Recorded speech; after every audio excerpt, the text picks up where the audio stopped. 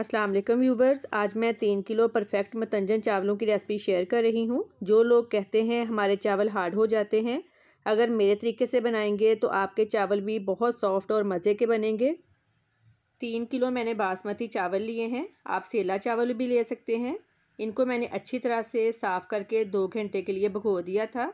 जब भी आप मीठे चावल बनाते हैं उनको 2 घंटे भिगोना ज़रूरी है।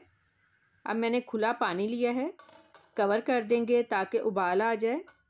उबाल आ गया है, चावलों में से पानी निकालकर चावल डाल दें।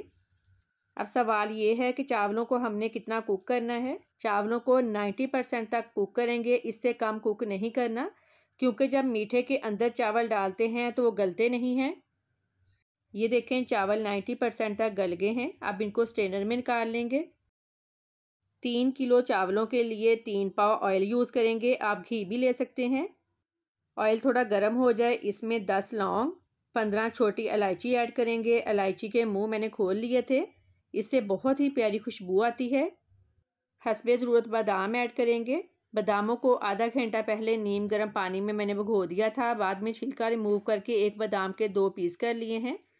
कोकोनट और काजू ऐड करेंगे। किशमिश अभी नहीं डालनी, आखिर में डालेंगे, आखिर में टेस्ट ज़्यादा अच्छा आता है।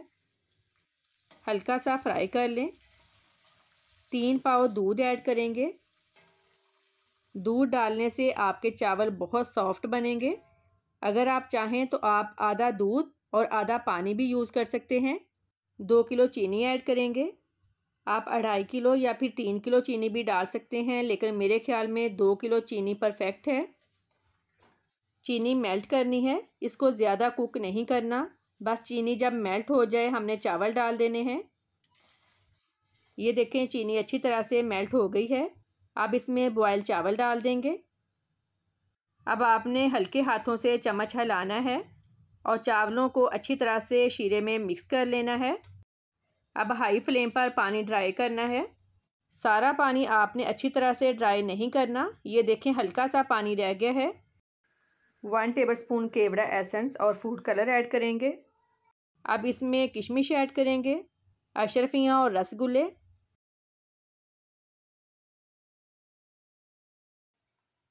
अब इसको लो फ्लेम पर 20 मिनट के लिए दम दे देंगे। 20 मिनट बाद मैंने ढक्कन उठाया है। माशाल्लाह बहुत प्यारी खुशबू आ रही है। मुझे कमेंट करके लाजमी बताइएगा कि आपको मेरी आज की रेसिपी कैसी लगी। दुआओं में याद रखिएगा। आपके कीमती वक्त का बहुत बहुत शुक्रिया। अल्लाह हाफिज़।